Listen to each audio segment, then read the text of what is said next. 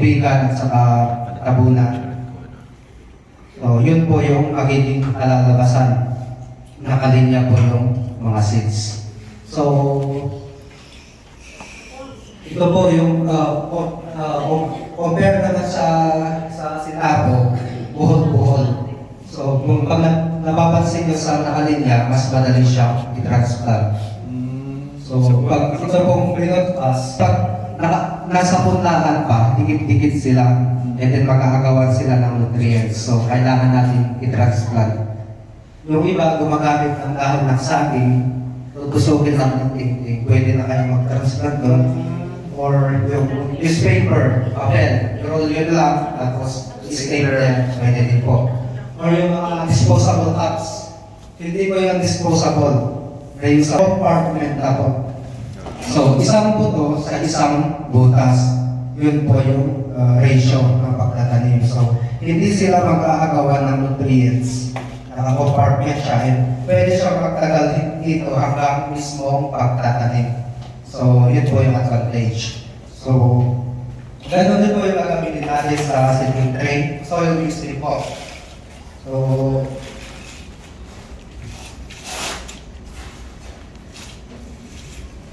pwedeng diretso na dyan yung buto mismo. opo, diretso po dito yung buto. So, isang buto lang sa isang Sa butas. bawat. Para doon sa malalaking buto lang, hindi kaya yung maliliit. Pwede din yung maliliit. Kung mapapansin nyo. So, pwede yung kamatis, okra, sili. So, ito po yung sample po pag nakaseedling tray. Ito po yung okra. So, mas madali po kayong mag-transplant. Isilin nyo lang sa ilalim. Yahan nyo. Hindi masisira yung ugat pag mag-transplant kayo. root formation din. So, yun po yung advantage. So, kung wala po kayong seedling tray, pwede din po yung tray na ito, yung plastic, para at least may compartment sila. Nag-training ako sa PO. So, sa okra, pwede nyo siyang i-transplant ng at least 9 to 12 days. Or kung gusto nyo pa, pwede siyang magtagal dyan ng 2 weeks, 2 to 3 weeks. Sa leafy vegetables, pwede nyo siyang itanim 9 to 12 days. Sa mga sili, kamatis, pwede siyang itanim 21 to 24 days. So, yun po. So, ito po yung tray ng ito, pwede din po siyang gamitin. Yung mga plastic cups at saka mga garami.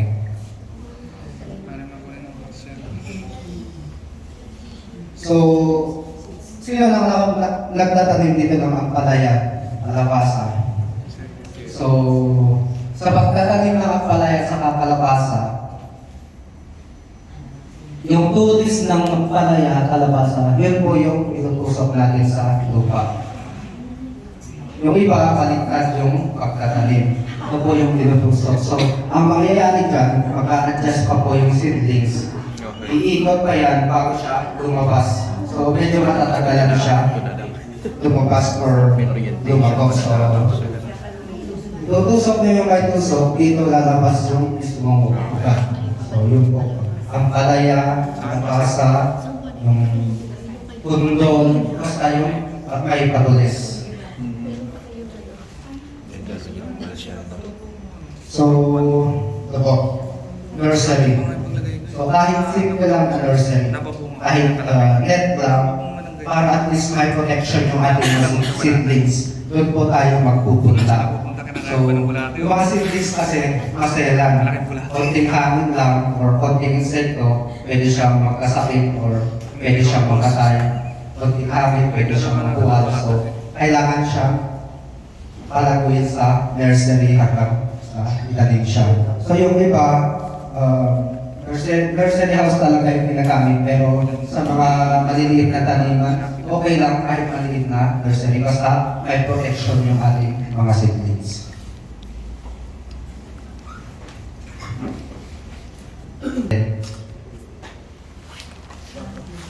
Pebbles, pato, pwede. Saka, Ito po is mulching. Mulching. Sinong familiar sa mulching? Para saan yung mulching? Moisture retention. Yung pinamulch.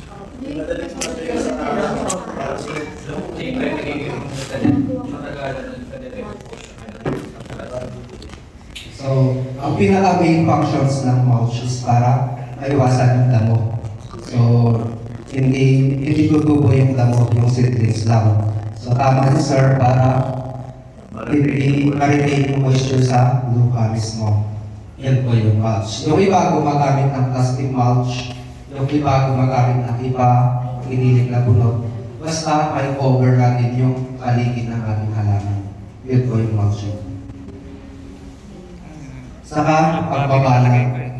Ito po is para sa mga gulay na gumagapang. So, pag hindi nyo nilagyan ng balag yan, kung saan-saan lang siya, gagapang. And then, hindi maganda yung ibubunga kasi nasa lupa yun. So, kung saan-saan sa gumagapang, mawawalan kayo ng space, daanan. So, yung mga sitaw, pwede kayong gumamit ng mga kawayan, kahoy.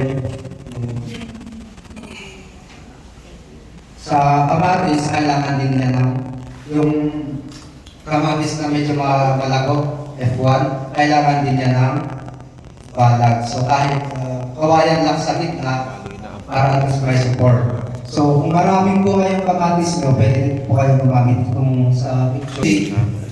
Magdilig lang kayo umaga at saka hapon. Huwag po tayong magdilig sa tanghali. Maluluto po yung ugat niya. Sobrang init ng lupa, sobrang init din sa yung hangin or yung atmosphere. Magdilig kayo, maluluto yung ugat. So mas maganda, magdilig kayo umaga at saka hapon. Tapos pangana mo, kasi yung mga tamo dito din nagbabahay ang mga insect pest at saka nakikiagaw din sila sa nutrients. So para maiwasan, pwede tayo gumamit ng mulch. Kung napapansin nyo, pinulch siya ng ililing na ay ipa para hindi na tumubo yung mga tamo. And then sa mga nutrients na kailangan ng halaman. So ito yung pinaka-primary na kailangan ng halaman. Una-una is yung nitrogen or nitrogen. Kailangan ng halaman ito pampaganda ng lahon at pampalago. Pangalawa is phosphorus. Ito is pampaganda ng ugat at saka angkay. Pangatlo is potassium. So, pampabulaklak at pampaganda ng bunga. Yun po yung main functions ng potassium. So, pwede po natin siyang mabili as synthetic fertilizers. Yung nitrogen, pwede natin bilhin as urea or 4600. Phosphorus at saka potassium, pwede natin bilhin as complete fertilizers or yung tinatawag na triple 14. So, mas maganda gumamit tayo ng organic na fertilizers. So, meron po tayong tinatawag na fermented plant and fruit extracts. Yung sinasabi ni Sir kanina, FPJ at saka FFJ. So, paano ba natin yung gawin? Una gawin natin is yung fermented plant juice. So, ang kailangan natin is molasses. Sino familiar sa molasses? Yun po, maganda po yung gamitin sa pang-ferment. Kung wala po kayong molasses, pwede po tayo gumamit ng brown sugar. The more darker, mas maganda. Dapat dark brown sugar. So, 1 part molasses, saka 1 part plant material. Ano ba yung mga plant materials na pwede natin gamitin? Dahon ng kangkong, dahon ng kamote, mga vegetable scraps, mga bamboo shoots, pwede din po yun. So, ang ratio na is 1 part molasses at saka 1 part plant materials. Per kilo po ito. So, unang-una natin gawin is tatkarin muna natin. Kung nakikita nyo, dapat mas maganda, mas kilo. Kung alugbanin, pinatatan yan para mas kilo. Tapos, paghaluin po natin siya sa isang container. So, pag ihalo natin yung molasses, tapos takpan natin ng Manila paper para ma-ferment siya ng 1 to 2 weeks.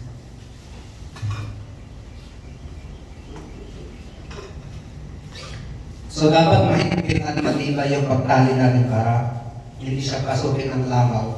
Kasi, pag papasukin niya ng langaw, magugulok. Hindi siya mag-ferment. So, after 1 to 2 weeks, pwede na natin siyang i-harvest. So, kuha lang tayo ng net. Mas maganda yung fine mesh net. Tapos, kunin natin yung atas. Yun po yung fermented plant juice. Sa fermented fruit juice, same lang din yung process. Ang kaibahan lang yung plant part na gagamitin. Instead ng mga plant parts, yung mismong prutas. So, pag fermented fruit juice, rich in potassium. So, yun po yung ginagamit sa pag malapit ng mamunga or malapit ng mamulaklak yung halaman. Yun yung fermented fruit juice. Same lang din po yung process. And then, yung application rate niya is 1 ml kada isang litrong tubig. Yun po, matipid po yun. Isang 1 ml sa isang litrong tubig, 1 ml po. So, ang application rate niya is once a week. Once a week. So, weekly interval siya. 1 Kung ml. nag-apply kayo ngayong Wednesday, next Wednesday din kayo mag-apply ulit. Yun po yung application. Marami daw na may And then, pwede din po kayong gumamit ng yung sabi ko sa kanina. FAA. Vermity. Paano yun? So, ito po is, kumukuha sila ng vermicast. Vermicast.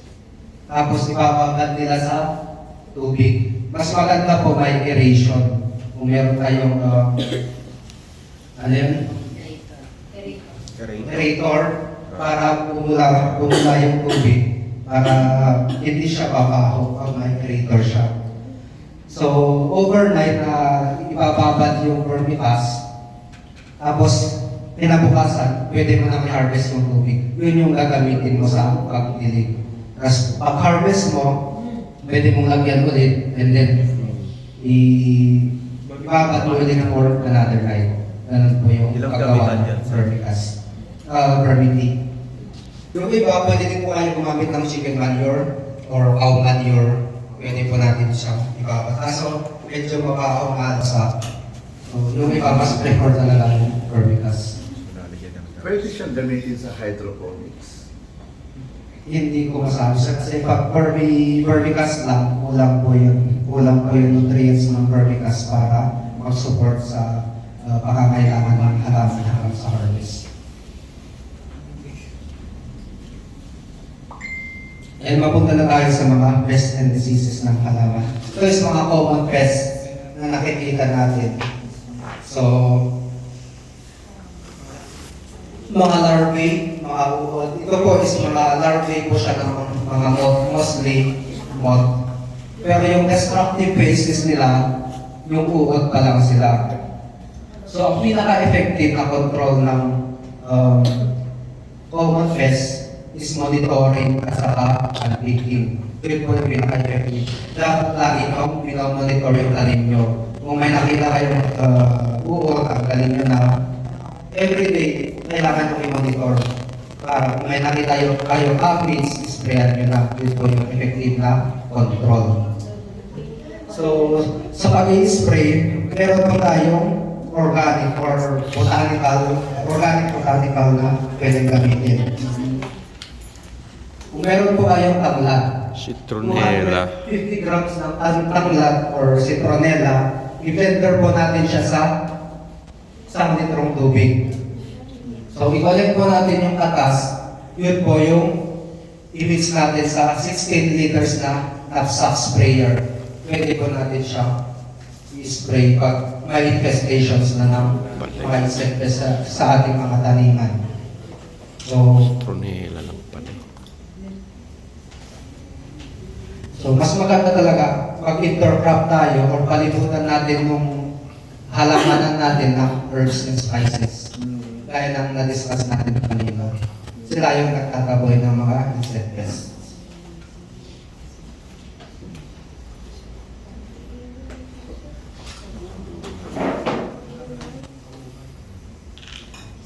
So, pwede din po tayong gumamit ng color drops. So, ito po is pang-trap ng langaw. Pwede siyang gamitin. Mainam din yan. Paano yun?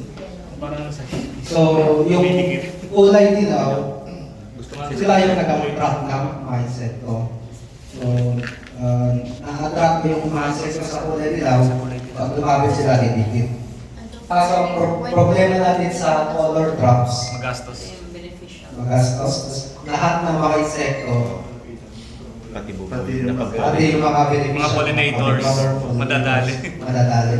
So, yun yung isang disadvantage. Pero, Flight trap. Gusto mo pwede tayo kumain ng makuha niya. Oo. sticky traps. Pero, mo pati pollinators.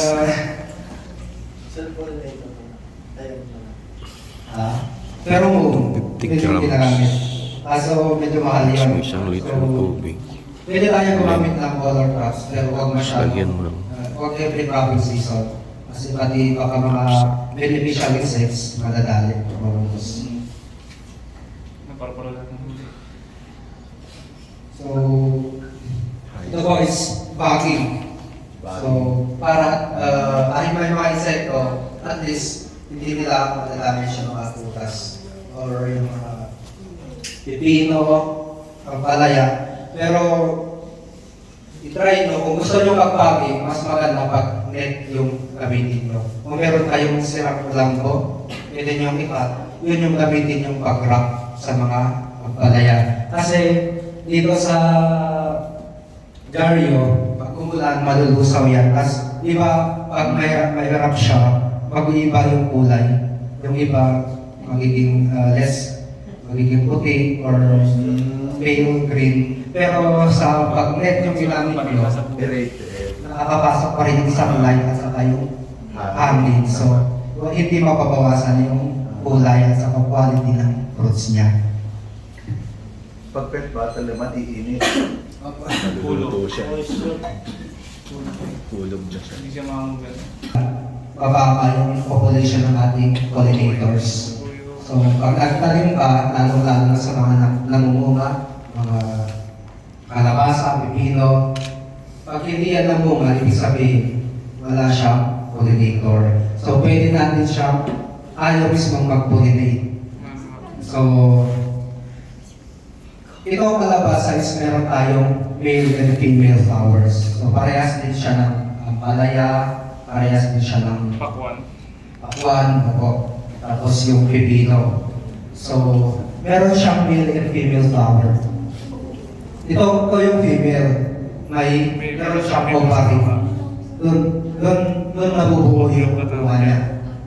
So, ang gagawin natin is kolektahin natin yung male. Kahit putulin na natin dun sa mismong puno. Tanggalin natin yung bulaklak. Tapos, i-brush natin. Kung meron tayong paintbrush, mas maganda yung fine, mas malambot na paintbrush. I-brush natin sa loob. Tapos, brush natin dun sa female flower. So, every day, ipopollinate natin every morning. Every day hanggang mabuo. Every morning lang kasi dun lang bumubuka yung bulaklak. So, early in the morning, bumubuka yung bulaklak. Pag may araw lang, sasara yung female flower. So, paano natin malalaman na matagumpay yung pag-pollinate natin? Pag may bunga na. So, pag na-develop na yung bunga,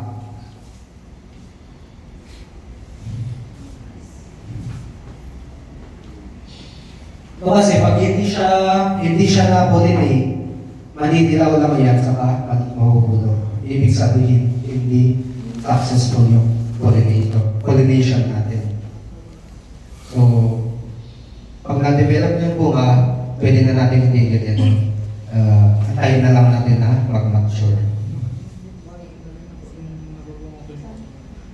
And mapunta tayo sa crop rotation. Sinong nag-crop rotation dito? pagtatanim. Yeah. So sa bagay, puro containerized yung ginagamit natin. Yung crop rotation is pagpapalit-palit ng tanim. Hindi ka pwede magtanim ng pechay na lang palagi. Ang mangyayari doon, tataas yung peste ng pechay sa taniman mo. So, tataas yung population nila, and then yung lupa mo, mababawasan ng nutrients kasi same naman nutrients yung kinakain or ni-utilize ng pechay or corn. So dapat every cropping season, iba-iba yung tanim natin. So ang pinaka main focus ng crop rotation is para maiwasan natin yung pest infestation. Kasi pag same lang din ang same tatanim mo, doon magde-develop yung mga pest and insect or mga sakit na pwedeng maka-apekto sa inyong gulayan. Mga salid. So, pupunta na tayo sa pag-aani. Ito na yung pinaka-exciting sa part ng pag-aani. So, lahat na nahirap hanggang sa pag-aani. Kung nga lang 50. So, pag medyo malaki yung area nyo, mas maganda mag-ani kayo sa hapon. Kasi pag umaga kayo mag-ani, aabutan kayo ng init, malalag kayo mga gulay. So, sa mga namumugang gulay, mga fruit vegetables, pag-ani nyo, lublob na agad sa malamig na tubig para lumawas yung init. Kasi pag hindi nyo nilublob yun, alam nyo fresh pa rin, kinabukasan, malalag na yun. Hindi natanggal yung init sa loob ng prutas. Lalong-lalo na sa mga kamatis, yung pinitas nyo, kala nyo green, kasi hindi nyo nilog-log, kinabukasan, posible po siya, mahinog agad. So, yun po. Kailangan bang may ice? Basta malamig na tubig, kahit walang ice. Basta malamig. Para lumabas lang yung init na galing sa prutas. So ito po is mga organizations po na natulungan ng Bureau of Plant Industry. So sila din po yung nag-alaga, nagtanim, hanggang nag-harvest ang kanilang mga produce. At binebenta po nila yun para may pang-maintain sila sa kanilang mga gulayan. So meron po tayong mushroom culture, yung mga kangkong, pwede po siyang i-harvest every week. Mga hydroponics na nabigyan po ng hydroponics at saka nursery. So, seed production, seed banking tayo.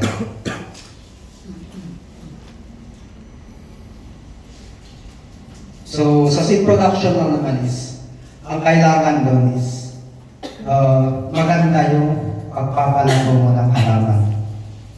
So, wag nyo, ang pipilian nyo kukuhanan ng seeds is yung malalaki na mga bunga.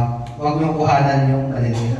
Kasi, pag malaki yung bunga, ganun din yung next na ibubunga niya. So, yung iba, nagtatanim lang for seed production talaga. So, pinokolect nila yung malalaki para paramihin muna. Ito is applicable sa mga open pollinated varieties ng seeds. So, yung iba, pagpakolect nila ng seeds, binibilan ka agad. Hindi po applicable yun. Posible pong bumaba yung germination rate niya. So, for example, mag-collect kayo ng seeds ng eggplant. Huwag niyo pong ibilan ka agad. I-air dry niyo po siya. I-air dry niyo for 2 to 3 days or more. So, para ma-acclimatize lang siya sa climate dito sa Pilipinas. So, pag na-air dry na siya, napansin yung tuyo na, pwede na natin siya ibilan.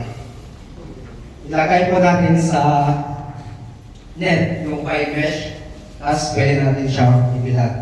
So sa pagbibilad, hindi po pwedeng ibilan natin ng buong araw. So, kailangan dahan-dahan din. So, unang araw, ibilan natin 1 oras. Tapos, pasok ulit sa loob. Ulit. Pangalawang araw, pag hindi pa tuyo, bilan natin 2 oras. Tapos pagkatapos ng 2 hours, pasok ulit para hindi mabigla yung seeds. So pag hindi pa tuyo, it's pataas ng pataas yung number of hours kung paano siya bilang. So paano malalaman pag tuyo na? Ilagay natin siya sa plastic or ziplock. Pag wala ng moist na nabubuo, yun, pwede na natin siyang itago. So, ang pinaka-the best na pagtaguan is mga bottles. So, dapat lagay natin siya sa clean bottle. Tapos, tightly sealed dapat, hindi pumapasok yung moisture. Tapos, ilagay natin sa cold storage. Bakit po? Kailangan siyang nasa cold storage para hindi bumaba yung germination rate niya. So, yung iba, ini-display lang kung saan, pag naiinitan yun, mamamatay yung embryo doon sa seeds.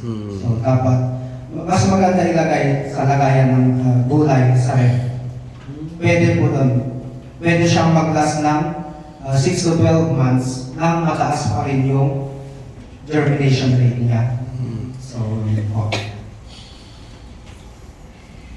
So, kung meron kayong mga tanong, please magtanong po kayo para